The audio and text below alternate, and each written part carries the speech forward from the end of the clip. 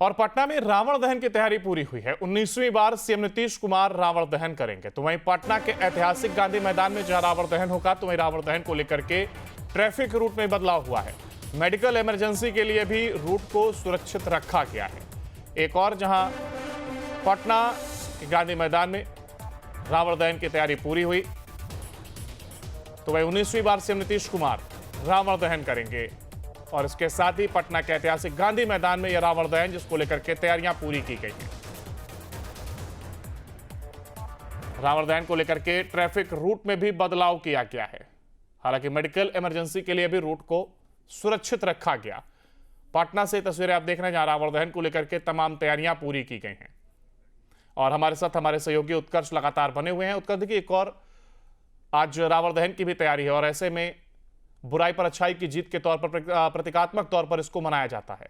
खुद सीएम इस बार भी हिस्सा बनेंगे और एक रिकॉर्ड होगा, 19वीं बार सीएम यहां पर रावण दहन करते हुए नजर आएंगे।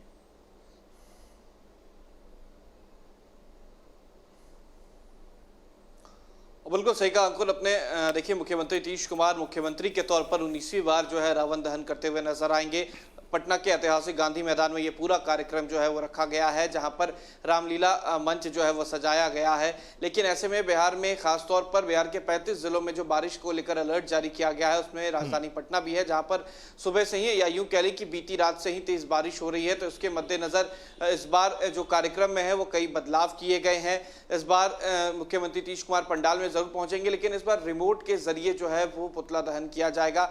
हर साल जो है मर्यादा पुरुषोत्तम श्री राम जो हैं वो रावण वध करते हैं, रावण दहन करते हैं, लंका को जलाया जाता है। लेकिन इस बार बारिश की वजह से अमूमन माना जा रहा है, क्योंकि पूरे ग्राउंड में पानी भर जाएगा तो काफ़ी परेशानी का सामना करना पड़ेगा। तो इसको लेकर कई चीज़ें बदली गई हैं। लेकिन दूसरी तरफ ट्रैफिक को लेकर सही कहा आपने कि ट्रैफिक जो है वो डाइवर्ट किया गया है। सुबह 11 बजे के बाद जो तमाम ट्रैफिक गांधी मैदान की तरफ जाते हैं, जो सड़कें जाती हैं, उन्हें बंद कर दिया जाएगा। आम जनता जो है वो पैदल जा सकती है। इसके अलावा पटना के पीएमसीएच की तरफ जाने के लिए जो आपातकालीन सेवा होती है, जो एम्बुलेंस होते हैं, फायर ब्रिगेड की टीम होती है, इन सभी गाड़ियों को जो है विशेष छूट दी गई है। वो किसी भी रास्ते से कहीं भी जा सकते हैं, उनके लिए कोई ट्रैफिक रूल जो है वो डाइवर्ट नहीं किया गया है। लेकिन आम जनता जो है वो गांधी मैदान पैदल ही जा सकती है। भट्टाचार्य रोड के बाद सभी गाड़ियों को पार्क करना होगा और लोग पैदल जो है वो जा सकते हैं, क्योंकि हर साल रावण दहन देखने के लिए लाखों की तादाद में जो है वो भीड़ पटना के ऐतिहासिक गांधी मैदान पहुंचती है। अब ऐसे में इस बार बारिश है और साथ ही साथ गांधी जयंती की वजह से विशेष अवसर पर छुट्टी रहती है, तो खास तौर पर जो आम जनता है वो और देखने के लिए पहुंचेगी। तो इसके मद्देनजर इस बार ट्रैफिक व्यवस्था जो है वो पूरी तरीके से बदली गई है।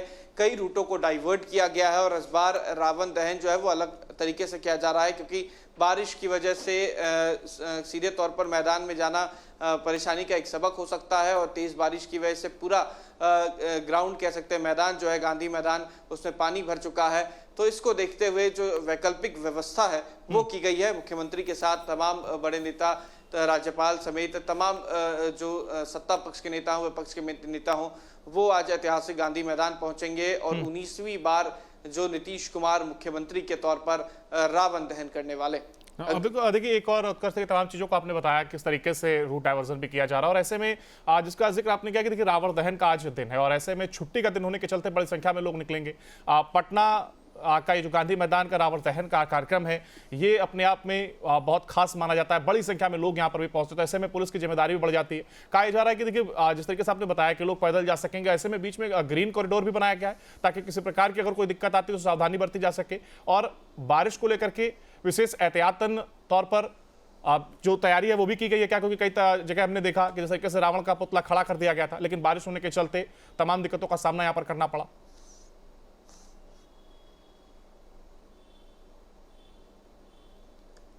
बिल्कुल सही कहा आपने अंकुर। देखिए, रावण दहन में सबसे ज्यादा परेशानी जो है वो पुतले को खड़े करने को लेकर होती है, खासतौर पर क्योंकि पुतला जो होता है वो बारिश की वजह से भीग जाता है, टूट जाता है और खराब हो जाता है। हालांकि इस बार कोशिश की गई है कि रावण दहन जो है वो अच्छे से हो सके, लेकिन अगर बारिश होती है तो इस आपदा को रोका नहीं जा सकता। लेकिन तैयारियां जो है वो की गई हैं। जो मंच बनाए गए हैं वो पूरी तरीके से वाटरप्रूफ बनाए गए हैं, लेकिन आम जनता के बैठने के लिए जो जगह होती है वो वाटरप्रूफ नहीं हो सकती, वो खुला मैदान होता है।